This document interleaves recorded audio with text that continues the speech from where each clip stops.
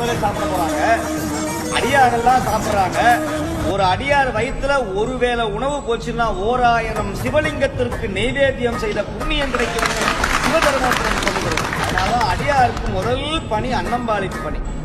பெரிய புராணம் சொல்லுகிறது 2 தொண்டுதான். சேக்கிழ பெருமான் சொல்லுகிறார், மண்ணில பிறக்கிறவங்க செய்ய வேண்டியது அடியாருக்கு மாகேஸ்வர பூசை என்று செய்ய வேண்டும். 2வது மகேஸ்வர பூசை.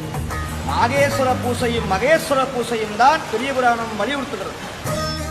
ஒருவேளை அடியாருக்கு சாப்பாடு போடவில்லைங்கிறதுக்காக, போட முடியலைங்கிறதுக்காக தம்முடைய வீட்டையே எரித்து கொளுத்திய இளையான்குடிமா நாயனார் அவதாரம் செய்த புண்ணிய மண். இதெல்லாம் எங்க சொல்ல முடியும்? ஏன் அவங்க நினைச்சா என்ன வேணா செய்திருக்கலாமே.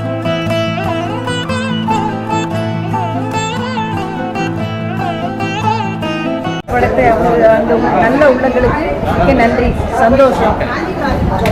திருச்சிற்றம்பலம், தில்லையம்பலம்.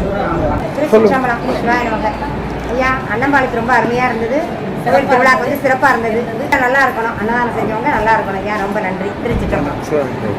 அன்னம்பாளையத்து நல்லா இருந்தது.